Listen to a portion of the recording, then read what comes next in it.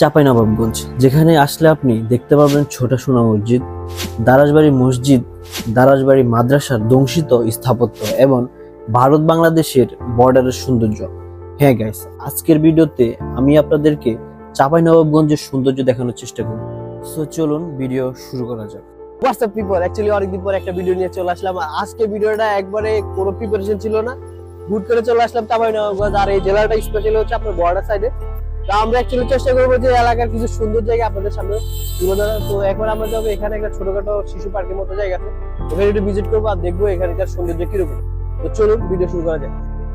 এই পার্কটির নাম কালেক্টরেট শিশু পার্ক। পার্কের ভিতরের পরিবেশটা খুবই মনোরম ছিল এবং পরিবেশ বান্ধব ছিল। স্পেশালি এখানে বাচ্চারা এসে খেলাধুলা করে। আর যদি আপনি বিকাল টাইমে আসেন তখন হচ্ছে আপনি সকল এজের মানুষের একটা পরিবেশ এখানে পাবেন।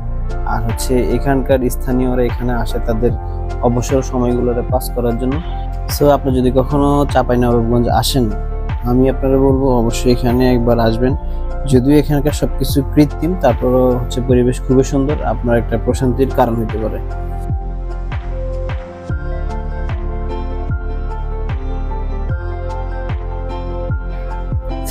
সো গাইস, আমি যদি অ্যাকচুয়ালি সিঙ্গম স্যারের রোলটা প্লে করতে পারতাম তাহলে খুব ভালো লাগতো, বাট আমি পারি না। সো এখানকার হচ্ছে মানে পরিবেশটা বলতে কি, আপনার মোটামুটি সব এজের মানুষ আসে, এসে একটু টাইম পাস করে। বিকাল টাইম মেবি আরো একটু সুন্দর লাগবে। আর এখন হচ্ছে সকাল 11টা বাজে। আমরা অ্যাকচুয়ালি এখানে বেশিক্ষণ থাকবো না, আমরা হচ্ছে বর্ডার সাইডে কোনো একটা ভালো জায়গায় যাওয়ার চেষ্টা করবো। সো চলুন আমরা এই প্লেস থেকে বেরো অন্য কোনো জায়গায়। আসসালামু আলাইকুম এভরিওয়ান, এখন আছি বাংলাদেশের একবারে শেষ সীমানায়, বাংলাদেশের 0 পয়েন্ট বলতে পারেন। আর আমার পিছনে আছে আমাদের সেই ঐতিহাসিক ছোট সোনা মসজিদ। সো চলুন আমরা হচ্ছে মসজিদের ভিতরের পরিবেশ কেমন তা আপনাদেরকে দেখানোর চেষ্টা করি।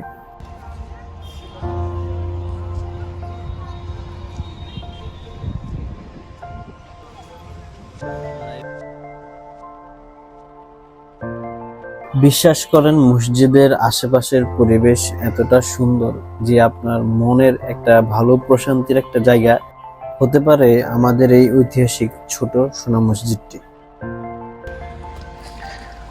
এ হচ্ছে মসজিদের ভিতরটা, খুবই সুন্দর আর অনেকটা প্রাচীন।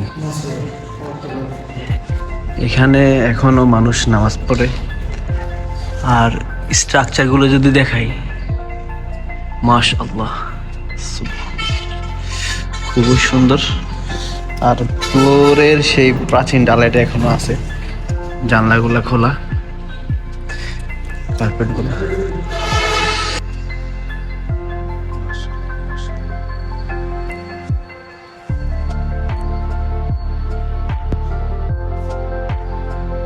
সো গাইজ, এই পর্যায়ে আমি আপনাদেরকে দেখানোর চেষ্টা করব দারাজবাড়ি মাদ্রাসার দংশিত স্থাপত্যটি। আর এখানে আসলে আপনি এক পলকে একবারে থমকে যাবেন, কেননা পুরা শুনশান একটা নিরিবিলি জায়গার মাঝখানে এই স্থাপত্যটি। এখানে আসলে আপনি যে জিনিসটা বেশিরভাগ ফিল করবেন সেটা হচ্ছে মাইন্ড রিফ্রেশিং, কেননা এই জায়গাটার মধ্যে তেমন একটা পর্যটক আসে না অহরহর সময়, হয়তোবা কোনো সিজনাল সময় হলে আসতে পারে, কিন্তু এই জায়গাটা সবসময় একবারে শুনশান থাকে, নিরিবিলি থাকে। সো এখানে আসলে আপনি একবারে রিল্যাক্সে ট্রাভেল করে যেতে পারবেন, কোনো সমস্যা হবে না। সো আমি রেকমেন্ড করবো অবশ্যই যদি চাঁপাইনবাবগঞ্জে আসেন, এই দারাজবাড়ি মাদ্রাসার দংশিত স্থাপত্যটা আপনারা দেখবেন। জাস্ট দেখেন, এ হচ্ছে দারাজবাড়ি মাদ্রাসার যে স্ট্রাকচারগুলো, একবার শুনশান একটা এরিয়ার মাঝখানে, এটা বলতে পারেন বাঁশ জোর আম বাগান, বাগানের একবার মাঝখানে এলাকাটা। আর এটা হচ্ছে এখানকার যে মিডলের মধ্যে এরকম একটা স্ট্রাকচার আছে।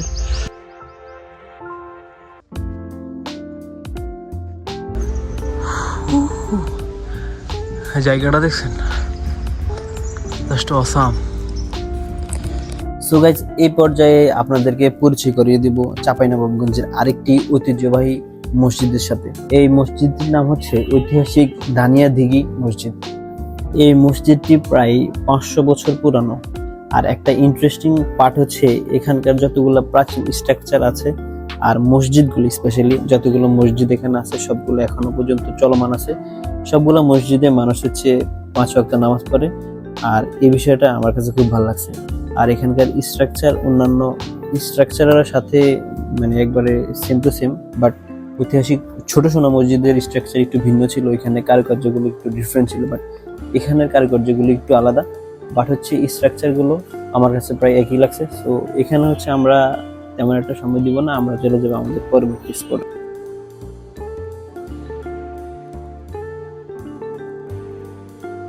সো গাইস, আজকের ভ্রমণের সবচাইতে সুন্দর এবং হচ্ছে মনোরম যে জায়গাটা সেটা হচ্ছে এই দারাজবাড়ি মসজিদ এবং মাদ্রাসাটি। এটার অবস্থানের কথা যদি আপনাদেরকে বলি, সেটা হচ্ছে একটা বিশাল আম বাগানের মাঝখানে এই স্থাপত্যটি অবস্থিত। সো গাইস, এটা হচ্ছে আমাদের ভিজিটের থার্ড স্পট, এটা হচ্ছে ঐতিহাসিক দারাজবাড়ি মাদ্রাসা মসজিদ। ঠিক আছে,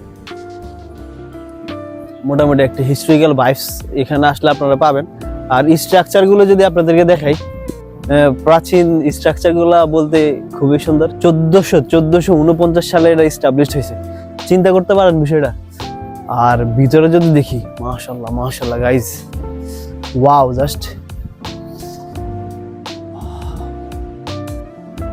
guys look at the view. Actually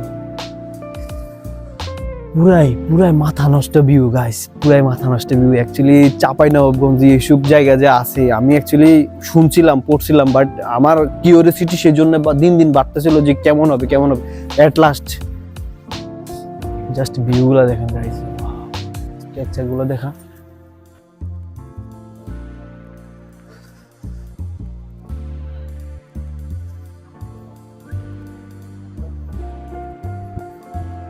আর এখান থেকে হচ্ছে আমরা একবার সামনে গেটে যাব, গেট থেকে বিষয়টার ভিউটা কিরকম একটু দেখি।